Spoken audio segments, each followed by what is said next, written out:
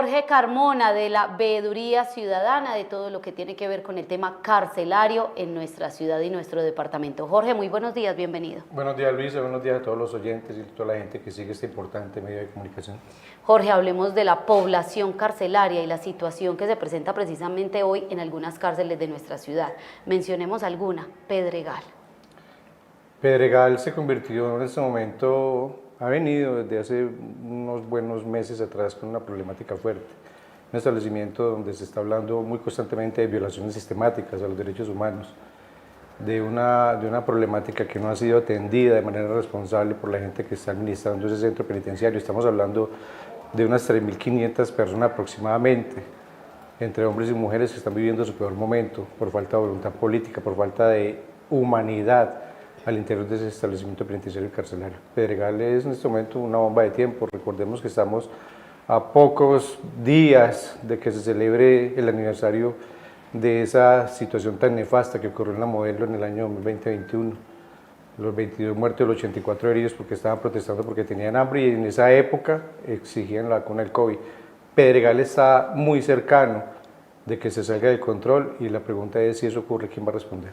Falta de voluntad política, usted lo acaba de decir, Jorge, y yo quiero saber de parte de quién. ¿Quién es el que debe decir en este momento, venga, vamos a organizar la cárcel, no solamente el Pedregal, sino otras, como lo estamos viendo en las imágenes, hay hacinamiento, hay obviamente una serie de necesidades para esta población de las cárceles, pero ¿quién es el doliente en este momento? Son varios, Luisa, pero aquí vamos a empezar a mencionar rápidamente. Empecemos por el gobierno nacional. Sí. Aquí hay una problemática que no ha sido atendida de manera responsable, lo acabo de decir, y empecemos a hablar por la unidad de servicios penitenciarios, que fue tal vez el peor error que cometió el INPE haber creado esa entidad hace unos años atrás.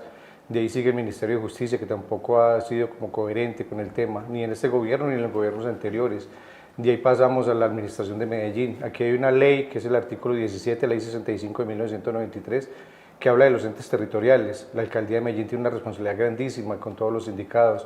Hay gente hoy secuestrada, utilizo esas palabras, al interior de la cárcel del Pedregal y diferentes establecimientos de Antioquia, porque no hay una voluntad política de parte del ente territorial de solucionar esto. Aquí recordemos, Luisa, que en el año 2019 vino la Corte Constitucional y ordenó a la administración de Medellín en esa época que debía de trasladar a toda la gente que estaba en la estación de policía de la ciudad de Medellín. No lo han hecho. Eso fue en el año 2019, estamos en el 2026, eso no ha ocurrido. Dieron una orden, dieron 3 años para construir un establecimiento penitenciario y tampoco lo han hecho. Y a ciencia cierta están hablando con bombos y platillos de que va a ser la mejor opción que ha hecho esta alcaldía, cuando en la práctica en la realidad no lo es. Van a construir una cárcel, apenas están en proyectos de entregarla para 1.400 personas y tenemos 3.000 personas privadas de la libertad en estas salas de paso, o sea que la administración de Medellín tampoco es coherente. Los ministerios públicos juegan un papel fundamental. Aquí existe la Personería Distrital de Medellín, la Defensoría del Pueblo, la Procuraduría Regional y Provincial de Medellín, la Subsecretaría de Derechos Humanos, la Secretaría de Paz y Derechos Humanos. Bueno, aquí hay una cantidad de ministerios públicos que tampoco están haciendo la labor a ciencia cierta. Cuando digo no están haciendo la labor, ¿a qué me refiero? No ingresan a los diferentes pabellones de los centros carcelarios a verificar y a constatar qué está pasando con las personas privadas de la libertad. Muchas veces se enteran los ministerios públicos por las denuncias que hace la veeduría, y esto es una crítica que hago muy respetuosa, pero también que el gobierno nacional mire junto con Procuraduría qué está pasando con los ministerios públicos. Muchos responsables. Así es. Yo me quiero detener ahí en el tema de la cárcel distrital. Usted ya la menciona, sin embargo, pues con bombos y platillos la Administración Distrital de Medellín en casa Federico Gutiérrez anunció esa ejecución. Incluso el año pasado iban un 3% cuando pudimos visitar esas obras.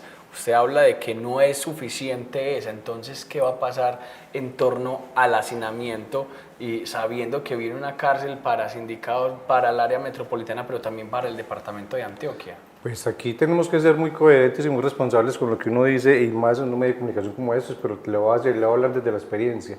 Aquí no se necesita ser ni mago, discúlpenme la palabra que voy a decir, ni brujo, ni nada de esas cosas, para entender que el día que entreguen ese establecimiento carcelario, inmediatamente lo van a hacinar. Tenemos 3.000 personas hoy en salas de paso en la ciudad de Medellín, pero que viene el problema, ya estamos ajustando 13 años. Hace 13 años, año 2013, por esta época se estaba iniciando ese flagelo de hacinamiento en estaciones de policía de la ciudad de Medellín, que es una responsabilidad, lo reitero, de la Administración de Medellín. 13 años llevamos.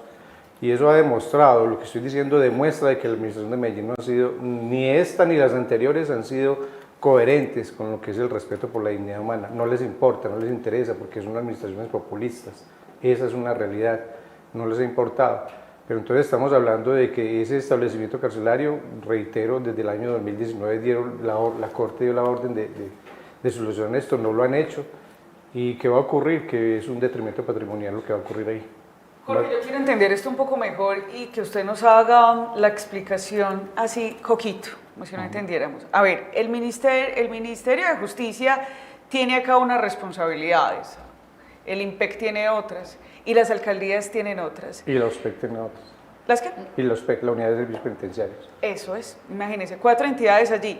Pero cuando usted se refiere a alcaldías, porque digamos no son solamente las cárceles de Medellín, sino que digamos la cárcel de Puerto Triunfo, hay otra gran cantidad de cárceles o centros de detención incluso de paso, las alcaldías deben pagar el plato de comida de cada una de estas personas. ¿Cómo funciona esto? ¿De dónde sale ese dinero? ¿Se debe girar desde el Ministerio de Justicia? ¿Qué es lo que pasa allí para que nos explique cuál es esa cadena para entender dónde es que está fallando esto? Lo acabas de decir, y más coquito imposible. Aquí funciona esto de la siguiente manera. Está la Ley 65 de 1993, que ese es el artículo 17. Ese artículo 17 es el que dice y establece que los entes territoriales deben de garantizar la salud, la vida, la alimentación y la manutención de las personas que están privadas de la libertad. Cuando me refiero a esto, dentro de los planes de desarrollo de cada municipio, ellos tienen unos rubros, unas platas, que deben ser ejecutadas para esto, no lo hacen. ¿Qué están haciendo la administración? Hacen convenios interadministrativos. Vamos a poner como ejemplo lo que pasó en Caldas, aquí en Medellín. Acabaron la cárcel municipal que había en Caldas, solamente por embellecer el Palacio Municipal de Caldas, y se fue a la cárcel municipal, hicieron un convenio interadministrativo con Envigado. Pregúntenle a Envigado cuánto le dé Caldas por tener sus privados de la libertad, y es mucho dinero. Ahí se reduce el espacio. Se reduce el espacio y están violando una cantidad de situaciones. El arraigo familiar, el acercamiento familiar con las familias. Si un privado de la libertad de Medellín, va a poner también así coquito, si un privado de la libertad es capturado en la ciudad de Medellín, vive en Medellín, la familia es de Medellín, los juzgados son de Medellín, el delito fue en Medellín, debe pagar la cárcel ¿dónde? Pues en Medellín. Y se lo están llevando para otros departamentos, violando el artículo 34 de la Constitución Política Colombiana y la Ley 65 del 93. ¿Quién está haciendo esto? El INPE y la Policía Nacional. ¿Por qué menciono yo la policía? Si bien es cierto que dentro de la Ley 62 que cobija a la Policía Nacional, no es responsabilidad de ellos. Llevan 13 años asumiendo la policía, asumiendo una responsabilidad que no es de ellos, pero también violentando derechos humanos. Voy a ser acá de abogada del diablo, tal vez. Mire, en La Ceja hace poco incluso quitaron un centro carcelario, una cárcel, y lo quitaron con el propósito de poder hacer allí una universidad. Muchas personas celebraron la medida porque dijeron, claro, mejor universidades que cárceles, porque acá debemos de tener una cárcel y sucede lo que usted nos acaba de explicar, llegan personas que ni siquiera son de ese municipio de La Ceja, sino de otras ciudades o otros municipios de acá, de Antioquia. Cuando retiran esta cárcel, entonces, ¿para dónde se fue esa gente? Hacen convenios interadministrativos con otros municipios, y ahí es donde vienen las violaciones sistemáticas de los derechos humanos, porque reitero, si hablamos de Antioquia, de los 125 municipios que tiene el departamento de Antioquia, menos, ya también alguna vez lo habíamos hablado en este mismo programa, menos del 6% de todo el departamento de Antioquia tienen cárcel para sindicados, y está estipulado en la ley. Esa ley está vigente, la Ley 65 del 93, artículo 17. A los entes territoriales, o lo va a decir más distinto, a los políticos y a los politiqueros no les importa la población privada de la libertad, pero están olvidando una cosa, que si estén condenados, sindicados, culpables o inocentes, estas personas tienen derecho a unos tratamientos penitenciarios, no los están teniendo adecuadamente.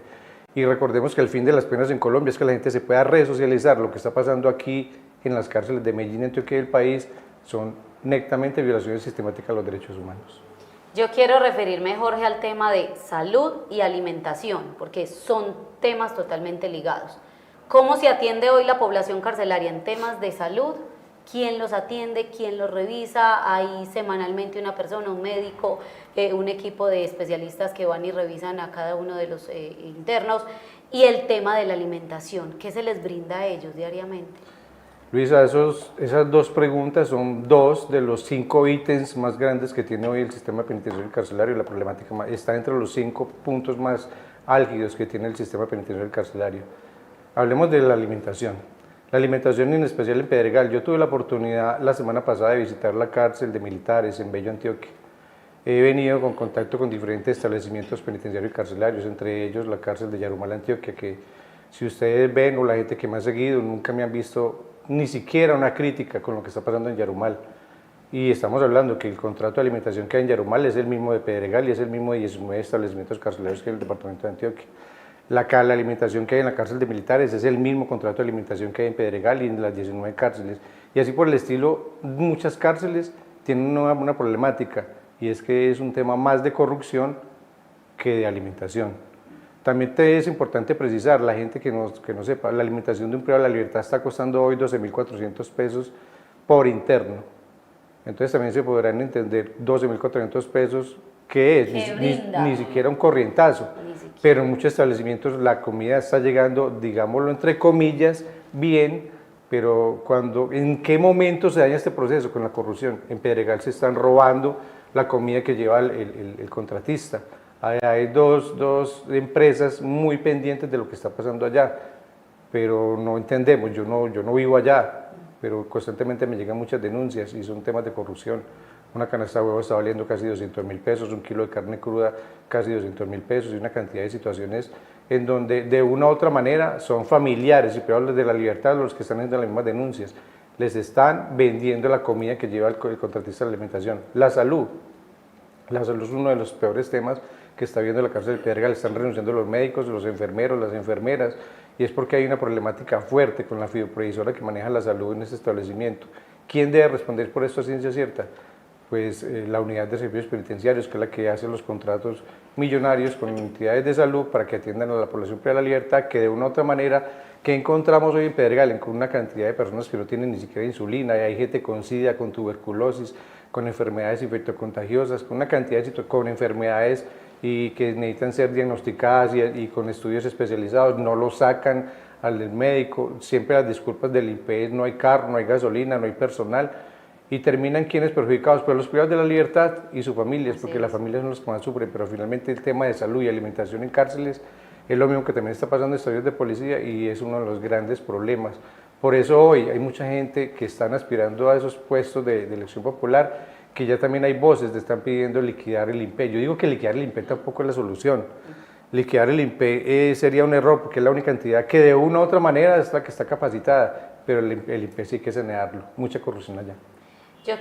Esta pregunta va dirigida más que todo al secretario de Paz y Derechos Humanos en la ciudad de Medellín, pero obviamente a usted le compete porque se busca crear una mesa interinstitucional, que fue una de las propuestas precisamente de la alcaldía. ¿En qué va la propuesta?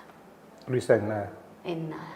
Absolutamente en nada. Hay un malestar. En los últimos meses me ha tocado ver muchos familiares llorando. Cuando las personas están privadas de la libertad, la gente que más sufre son las familias. Me ha tocado ver mucha gente llorando, sufriendo por la situación de Pedregal, por la inhumanidad que hay en Pedregal, por lo que está haciendo el director de la cárcel de Pedregal y algunos cuadros de mando que les están impidiendo que llegue un kit humanitario que está aprobado por la Dirección Nacional del INPEC. Dicen los mismos familiares que le están cobrando, están estratificando los patios y les están cobrando el ingreso. ¿Quién lo está haciendo? No lo sé, están llegando las denuncias de que eso está pasando, pero aquí la situación con este tema sigue siendo caótica de verdad. Jorge, mire, a mí me causa curiosidad lo siguiente, porque quiero hacer una comparación internacional. Las cárceles de Bukele en El Salvador fueron muy criticadas. Sin embargo, cuando uno ve esas cárceles y ve las de Colombia, uno dice, venga, allá están supremamente vigilados, son de tecnología, pero por lo menos están distribuidos, tienen las camas para cada uno, no están en hamacas, no tienen la ropa colgada ahí una sobre otra, en fin, no duermen uno sobre el otro.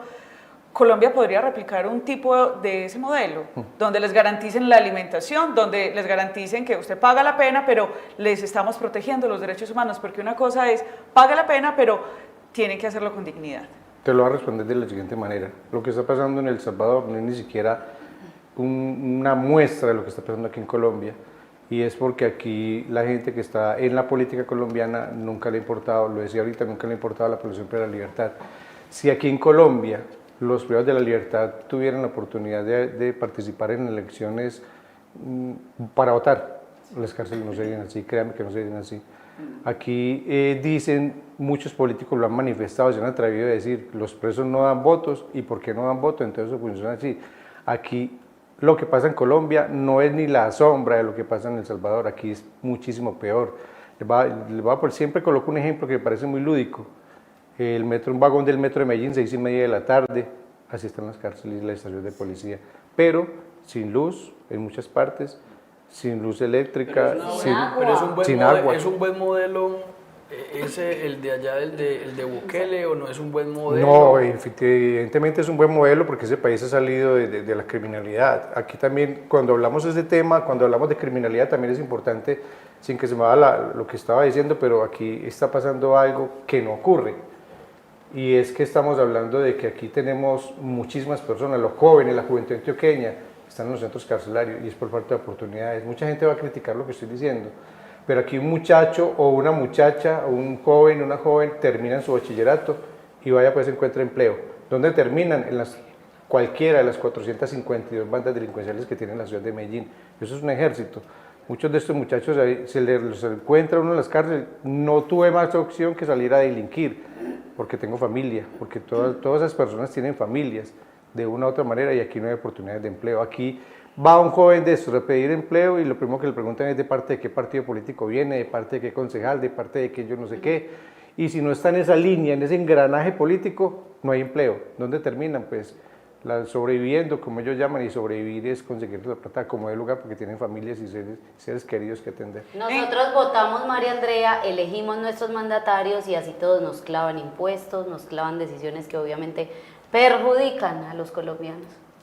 Mire, Jorge, en conclusión, y uno escuchándolo a ustedes, pues uno podría decir que realmente una solución, así hayan órdenes de la Corte Constitucional, pues una solución a esto en el mediano plazo no la vamos a tener, ni en el corto plazo no la vamos a tener. ¿Qué le espera entonces a esta población carcelaria? No lo sé, la respuesta no te la tengo porque aquí pasan varias cosas, lo decía ahorita, aquí la falta de voluntad política, la inhumanidad, las violaciones sistemáticas de los derechos humanos, las cárceles se volvieron un negocio muy rentable. En este momento, por ejemplo, en Pedregal no hay expendio. ¿Pero el negocio es para quién? Para gente que cualquiera se lucra de esto, menos familiares y personas presas de la libertad. Entonces se volvieron esto un negocio y recordemos que el fin de las penas en Colombia es que la gente se pueda resocializar. La gente que está en los centros carcelarios no son extraterrestres, son seres humanos iguales a cualquiera de nosotros que estamos acá. Son gente que también se equivocaron porque la cárcel no es solamente para el que se robó un celular o para el que asesinó a alguien. La cárcel también es para el que cometió un error. Recordemos que hay gente que toma la mala decisión de tomarse una botella de aguardiente y enseguida salir a manejar un carro y atropellan a alguien. ¿Dónde terminan? Pues en un centro carcelario y eran de muy buena familia, pero terminó allá. Y recordemos que las cárceles son para resocializar. Lo que está pasando hoy es la forma más evidente de mostrar que lo que pasa en El Salvador no es ni siquiera la sombra de lo que pasa acá. Aquí son violaciones constantes a los derechos humanos. Pero tenemos unos ministerios públicos indolentes, tenemos unos ministerios públicos que no están haciendo la labor, tenemos un gobierno nacional que de una u otra manera, bien o mal, no han hecho bien las cosas, tenemos una unidad de servicios penitenciarios que fue el peor error, lo decía ahorita, que cometió el IMPEC, tenemos una corrupción rampante, en el IMPEC hay gente muy valiosa, hay gente muy buena, hay gente que, como lo que hace, por ejemplo, la cárcel de Yarumal, que podría ser un ejemplo en Antioquia de lo que es resocializar personas, pero ¿por qué en otros establecimientos no ocurre esto? Porque hay gente que se dedica. Bueno, hay otro gran problema, la Escuela Nacional Penitenciaria. La Escuela Nacional Penitenciaria podría ser el inicio de lo que está pasando en los centros penitenciarios. Pareciera ser que están formando los guardianes para que, eso va a sonar muy duro y muy maluco lo que va a decir, pero para que voleen palo y pata a las personas privadas de la libertad, que es lo que están haciendo hoy.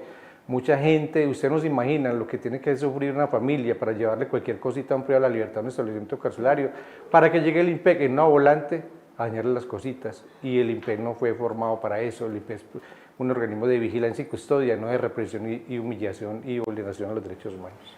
Jorge Carmona, qué panorama tan lamentable, tan triste, y los entes competentes que son precisamente quienes tienen toda esa competencia en este tipo de situaciones, quietos, callados. Esperemos que se arme entonces la mesa interinstitucional por parte de la Secretaría de Paz y Derechos Humanos de la Alcaldía de Medellín, pues fue una propuesta que ellos hicieron, esperemos que avancen entonces en esa iniciativa. Yo termino con una cosita, Luisa, y el tema de lo que acabas de decir de la Secretaría de Paz y Derechos Humanos.